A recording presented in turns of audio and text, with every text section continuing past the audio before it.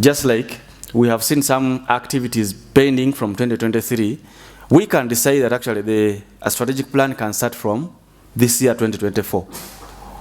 You understand? Then it goes up to, we can give it a time frame, either 2025 or 2026, so that it doesn't end only on us, but it continues even if we leave power.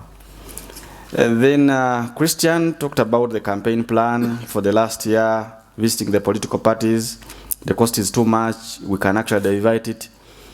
Initially, the idea was about the board members.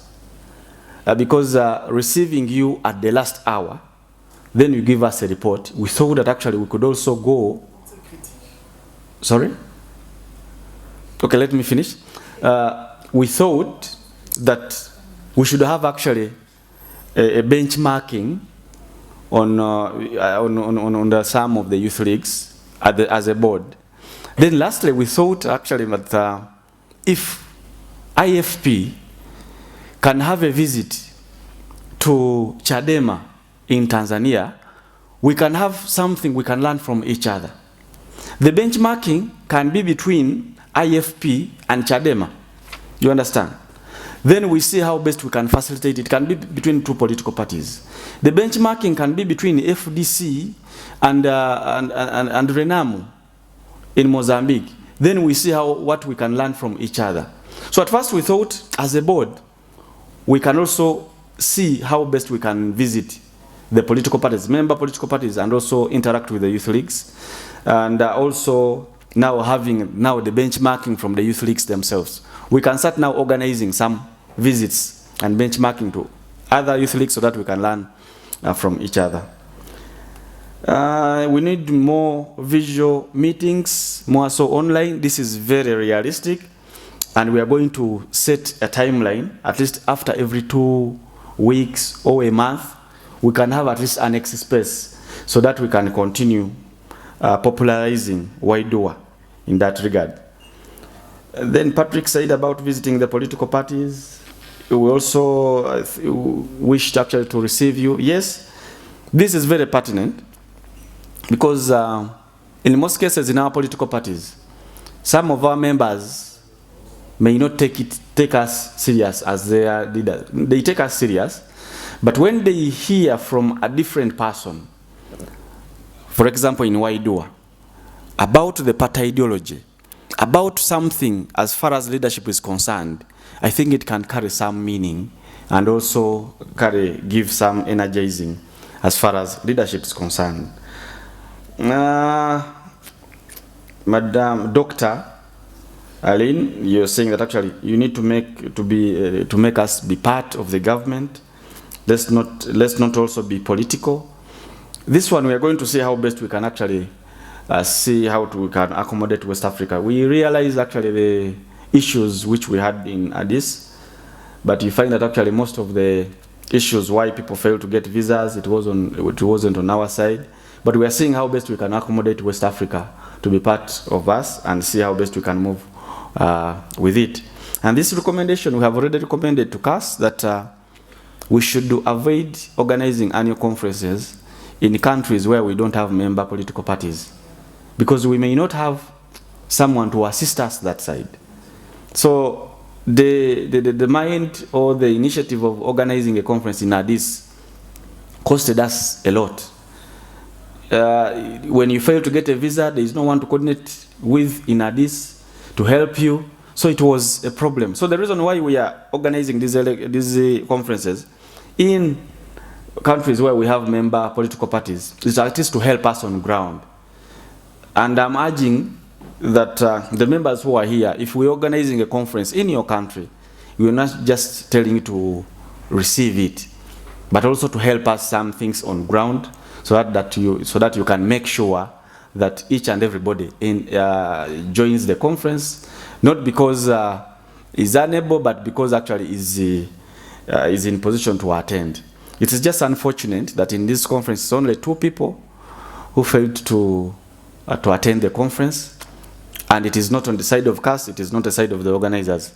It is on their own side. One is from Ghana, another one from Angola. So there is a very big cost on this. So they confirmed they are coming. Up to now, we are not getting any communication from them. And we are yet to get actually some problems from our funders, because once we start going into that way, by making them lose money in terms of things which they cannot recover their money, then it is going to affect wide work conferences, because they will also start now pulling out. They said, you contribute to your air tickets. So as a board, I think we need also to see how best we can see that actually the two people who didn't attend the conference yet, the air tickets have been paid, they actually tell us, or they need actually to refund the money which was used to pay for the air ticket, so that every person who commits him or herself that you're going to attend a conference, you need also to have a commitment that actually you're going to attend the conference. In the case you can't attend, communicate in time so that they can cancel. But if you don't communicate in time, you're making our funder lose, and you're making our funder so much in that kind of dilemma. Then Madam Gizeria,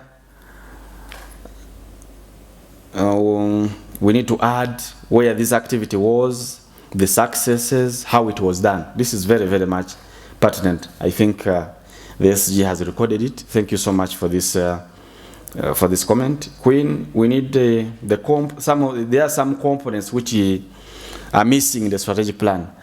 Ladies and gentlemen, the reason why we have put it open is actually to give us those other things which are missing. So we are requesting that actually, in case there is something we think that actually it is lacking in the strategic plan, please bring it forward, and we are able actually to include it for a better strategic plan.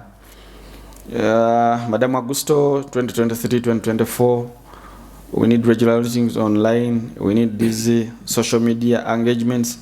Yes, we need now to decide, is our strategic plan covering 2023-2025, or it should cover 2024 to 2026? You understand? But as our proposal, we started in 2023. Yes, I think we can actually, after this conference, we can set up, it may not necessarily a committee, but it can be a general setup for all members. We set a Zoom meeting in 1 week from now, then we start suggesting or propose what we think that actually will be in the strategic plan and so on. I think that one actually we are going to do it with the board in 1 week or 2 weeks to set up a Zoom meeting for 1 or 2 hours to actually to conclude on this strategic plan, because it is for all of us. It may not be for a committee. Is there any other question which I've left behind? Which one? For the allocation of members to the committee. Helen Sayuni, please, you're welcome. The first committee is International Relations, and it's headed by Ms. Beatrice Njeri. Please, you can stand up so that when I read your committee members, they're able to tell who their leader is. And we've allocated Dr. Lynn Basi from Nigeria, Jefferson Kasingu, and Ivan Mazanga, Honorable Ivan Mazanga. Yeah, sure. You belong to the International Relations Committee. Kindly stand up and so you can know yourselves.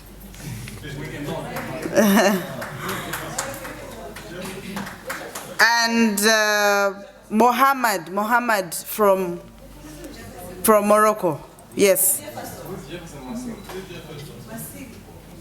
I got the list of the people that were supposed to be here, and I was just looking at the name and allocating. The president will later on.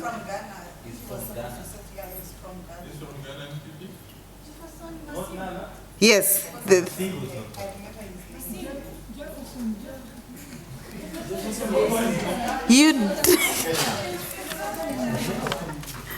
Okay, all right. Thank you so much. So that is the International Relations Committee. Yes, and the Gender and the Human Rights Committee, which is headed by Miss Maria Regina from Mozambique. She was unable to attend, and she sent Prudence to stand in for her. Sorry? Oh, Caesarea, sorry. I think Prudence is South Africa, sorry about that. So Gwamaka Mbugi, Honorable from Tanzania, is under that committee. Ndilile Gumedi, Honorable from South Africa. Francis Adepo, Honorable from Uganda, are all under this committee. Please stand up so you see yourselves, please. Honorable Gumede, South Africa, Gwamaka Mbugi, Francis Adepo. Francis Adepo is the newly elected FDC youth leader from Uganda. The Informations and Communications Committee. Yes, the Informations and Communications Committee, which I lead, is I have Augusto from Liberia. Yes. And Christian Amenyo Kofi from Togo. Eugene Githu from Kenya. And Manuel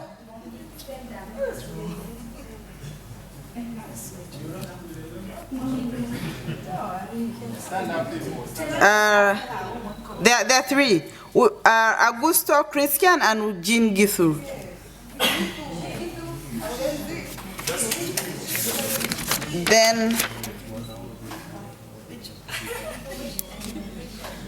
Then we have the Committee on Legal and Constitutional Affairs, which is headed by Honorable Mulindwa Walid of the FDC from Uganda. And we have Andile Muthomben, the Vice President. I allocated her because of, she's the Vice President, but I thought she can also serve under this committee. Yes, because of also her, it was not under influence, really. Yes, Edgar Chipalangira is under the Committee of Legal and Constitutional Affairs. And then we have Jonas Mulato. Yes, Jonas Mulato from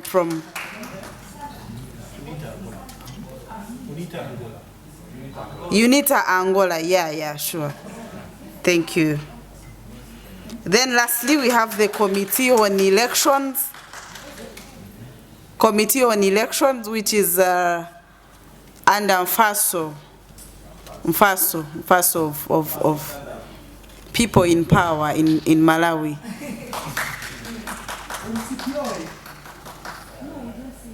Yes, so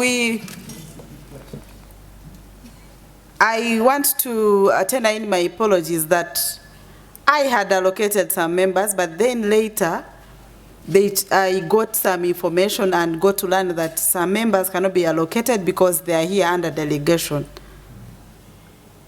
And some of the members that had allocated under this committee, some of them fall under that. So we are having that challenge, of which we are going to harmonize by close of business today, and we already have our communication channels. I hope that we shall communicate through that. But apparently I had put Queen Peter under that committee, and I think you can allow me with my apologies that we do this, and I will communicate through our WhatsApp channel, but also we shall have a Zoom so that it is official.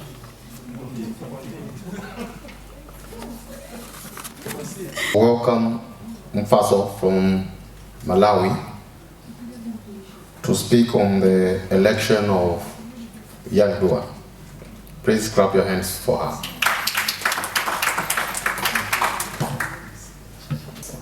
This is afternoon already. My name is Patso. Anyway, according to Article 12 of YDUA Constitution, it spells out clearly how elections are conducted and managed.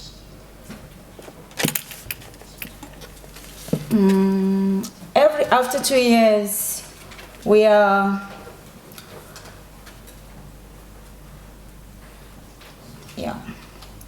after 2 years we are advised to have elections. Our last elections happened last year in Addis Ababa, Ethiopia.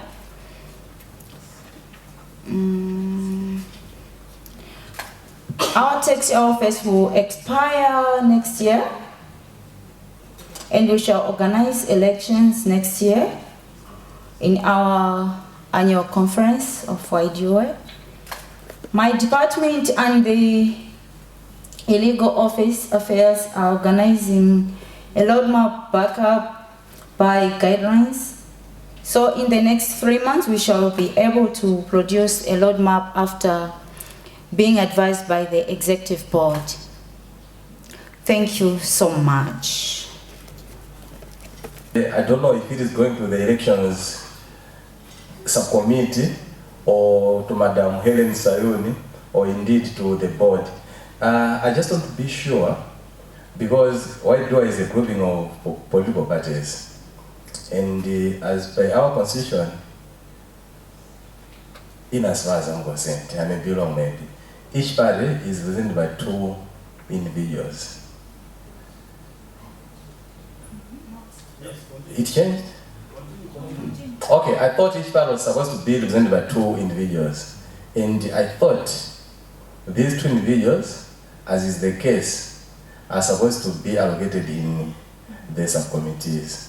So I've just noted that there are some parties who have only 1 representation, while others, like my Congress party, have 2 representatives in these committees. I just thought it is nice and proper that we recognize this. Thank you. Thank you. I think I'm not the one to respond.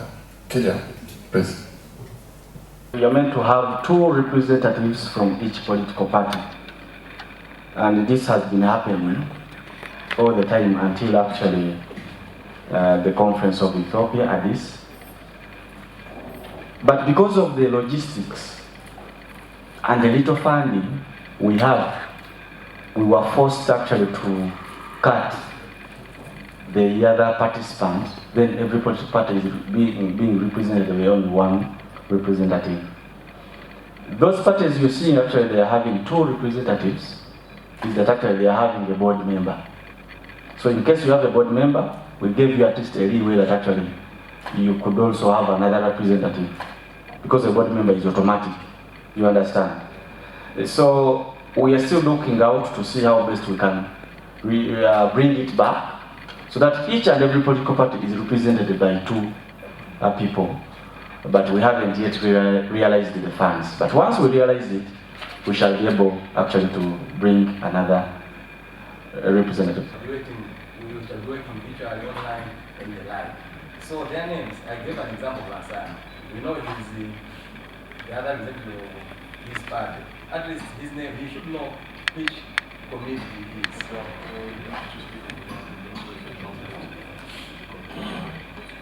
Okay, he has just given an insight about that. Even if someone has not been represented here, but we know that actually that is the representative. If we have funds, they want actually to come. It should be allocated a committee. Is that what you meant? Yes. Yeah. So I think the committee chair will handle. And I've just realized actually there was a comment from Augusto that actually some have not been like the one from Ivory Coast and someone from I think which other country. There was also a provision that if you think that actually the committee which you're in, you can't be preferably perform. And for example, you have maybe the legal expertise, and you can be able to perform very well at the legal committee.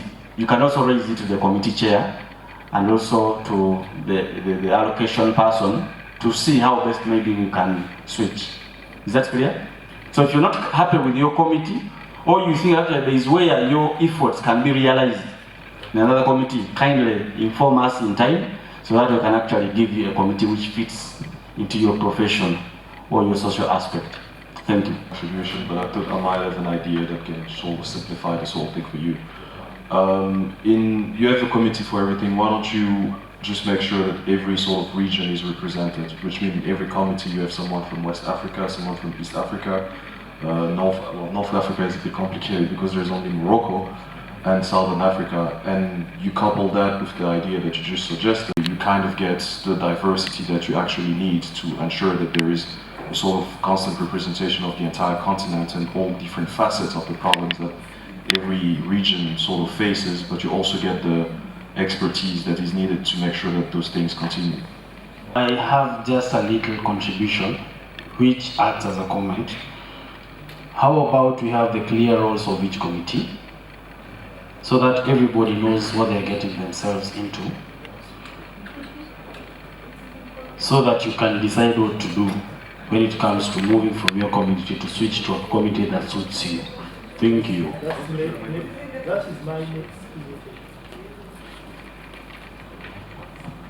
Now, why did you respond on his presentation, please? Perhaps I should apologize first on our end because I don't think how we went about. So that means we have the executive. The executive is the president, the vice president, and the secretary general. And those three are voted for in the elections, including the deputy SG, which is not reminding me here. So those four are voted for in the elections. And then post that is the committee chairs. And we've got 5 or so committees, right, which have been listed and are here spoken about in the constitution. Then chairs also volunteer themselves, put their names forward, and then people decide whether they want to be chair of a committee or not. Then when we have a chair, it doesn't mean that just because you're not part of the executive, the 4, let alone you're not part of the chairing of a committee, it means you're excluded from participating in WIDUA activities. That means each and every member of WIDUA, meaning the 2 representatives from each party, gets to be allocated in the committees. So ultimately it answers the latent and question of regions and all of that, because everyone must participate in the committees, except the president, vice president, SG and deputy SG, because ultimately our role is to oversee the running of the whole processes. So I can't be, no offense, Mr. Walid, submitting to Walid when I'm supposed to be overseeing Walid and what he's doing in his committee. So, secondly, committees must also have members, ideally people with experience or expertise in those areas and fields. So if we're saying we've got a gender and human rights committee, and excuse me for saying, for people like me, listen, I'm very learned. Like, I have experience and expertise in almost each and every. Why? Because I've spent so much time amassing education and knowledge. So if you put me in human rights, I'll qualify. If you put me in gender issues, I'll qualify. If you put me in whatever, more or less, except for the elections, what, right? But that doesn't mean just because I've got all those expertise, I must now be in every committee. So ideally, if Lynn thinks she would best serve in the gender committee, then she should go into the gender committee while she will strengthen our committee in WIDUA, bringing her expertise. If Jonas thinks that he has been good in the elections processes in his country and whatever he does, and he feels he has expertise there, ideally he should come and say, listen, I'll be best suited in this committee. Not us putting you in a box, but rather you coming to us and telling us where do you think you fit best. But now, the challenge comes when you don't put your hand up and say, I'm best suited for this box. That's when we will allocate you, because you are not coming forth to tell us where you are suited. Also, the challenge might come in, maybe the gender committee has got 10 people saying they've got expertise there and they want to fit into that committee, but then the elections committee only has 1 person. That's when we need to make some reshuffling and changes and So may I submit that we park this, and as the board, we go back to the drawing board and come back to you, the members, on a way forward on this committee issue. Yes, madam. Agreed. I park it there. But I subscribe to what Mr. Edgar said, that every representative should be part of the committee. So I'd like to use this opportunity, because of this committee things is under my office, the office of the Secretary General. So I would like to use this opportunity to call upon our colleagues, like our colleague from Kano, colleague from Morocco, and other colleagues like, AFDC. We do not have your female representatives here, and we also do not have their contacts. Please kindly help us to get their contacts so that we can include them in our committees. Thank you. I'm not going to take a lot of time. I've been asked to take through my department, that's the Department of Legal and Constitutional Affairs, which I head. And colleagues, we were deliberate when we were organizing this conference. We wanted each of you to get information about Waidua. Not only to pass through information through your head, but at least when you are going back to your respective country, that you have some literature about Waidua. It is the reason why you have a souvenir magazine. I hope everybody has. And it is more or less a one-stop center. It's a market of activities, of whatever you need to know about Waidua. It is embedded into that magazine. And within the magazine, there is the aspect of constitution of the Young Democratic Union of Africa. And I wanted just within 2 minutes to go through it, such that for the new members, for the benefit of the new members who are not part of us in Addis Ababa. We ratified this document and during our biannual conference, which happened in Addis, and it is now a document of Waidua. It is a document of a point of reference that whatever we have, anything concerning legal issues, we refer to it for it to solve issues to do with conflict and clarity. So I will not go through the name, you already know them, the supremacy, that this constitution is the supreme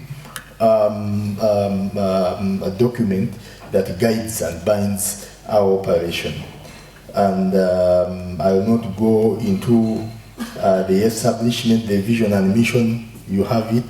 I will not go through the preamble, but the emphasis should be in the structure, the organs, the structure of the union, the organ. We have 3 organs, and the first organ is the biannual conference, which is the supreme body of this platform called Waidua. This body has 3 major cardinal roles. First of all, to amend or ratify the constitution which you already have. If the body sits, this is not a biannual meeting, this is an annual conference, this is the second. But if we go to the next conference, which will be next year, in the biannual meeting, members can move a motion to make an amendment.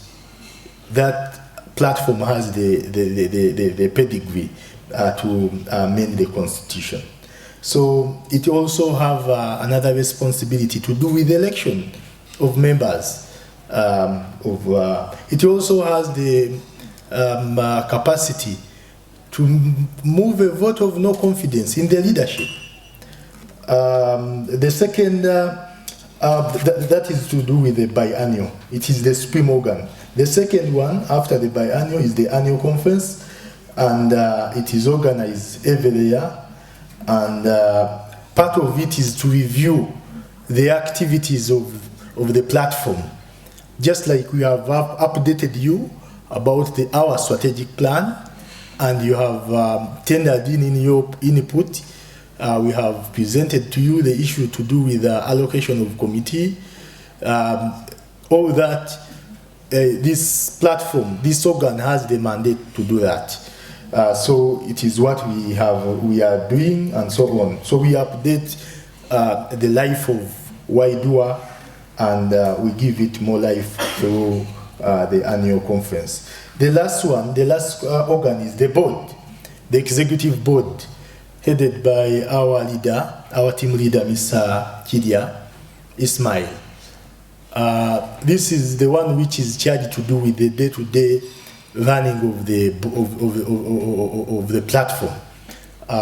It brings new ideas, and they are implemented, and so on. And also it supervises many subcommittees under it.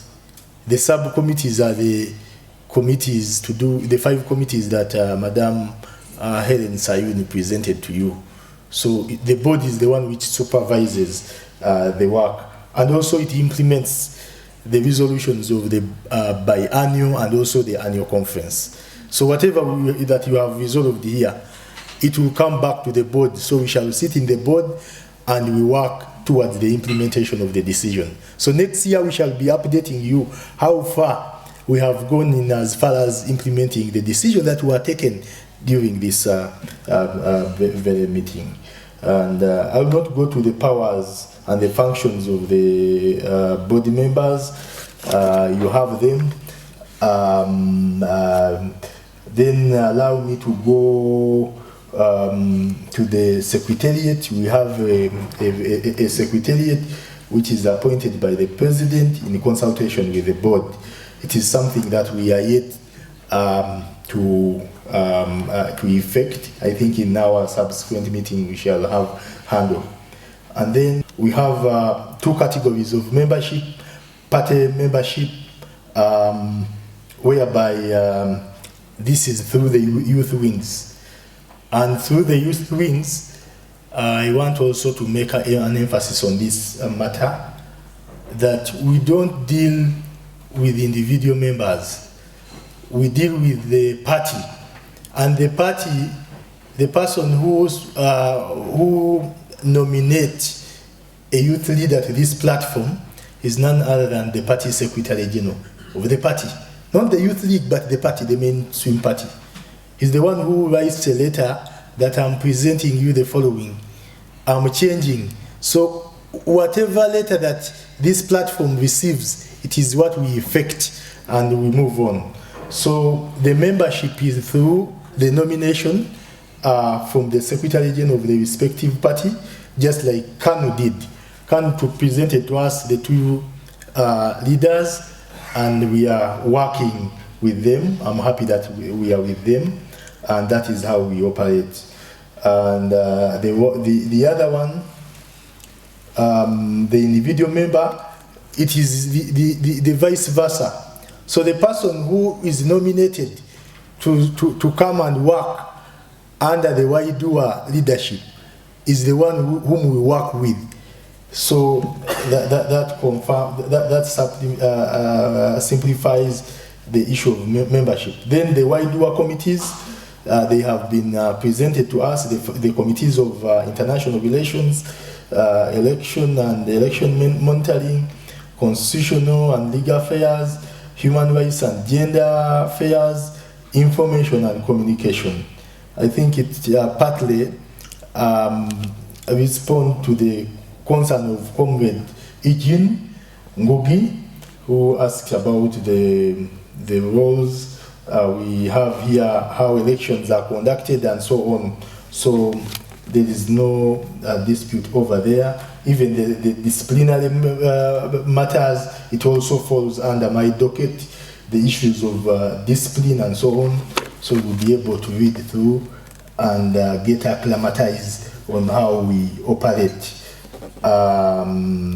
Then the quorum, the amendment, the constitution can be amended by only an absolute majority vote of members present in the biannual conference, just like I had already informed you, and even the oath. So that is what we have in as far as the constitution is concerned. Then I had a concern from colleague talking about the constitution being available in languages, and I want to make the following, that the concern has been noted, and it will be availed on social media within a month time. So we shall have copies of the constitution translated into French, Portuguese, Spanish, and Swahili. As I wind up, there is one thing that we need, the roadmap. We are going to work with the Chair Electoral Commission to come up with the guidelines that will guide the next election. I hope the Chair updated you that we are having election next year. So whoever wants to contest on any post, please prepare yourself, and we are going to prepare, we are going to work the two departments to ensure that this activity happen. And lastly, there is a concern of members who don't turn up for these meetings. When we invite you that we are going to have a meeting in Kampala, then you say, yes, I'm available.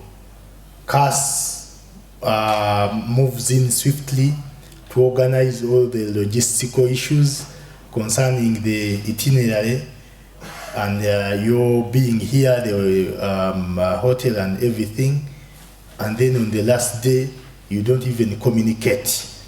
So, honorable colleagues, we need to come up with a punitive measure, because it becomes a tall order. For example, in Uganda, we would have had many participants as we would wish, but we were unable to mobilize our members to be part of this premium space. Just because of the logistical issues, we were informed and we understood. But it really, we feel it very bad that some of our colleagues were paid for to come to attend this meeting, and they have failed to turn up, and they have not even informed with the organizers on the reason why they have not turned up.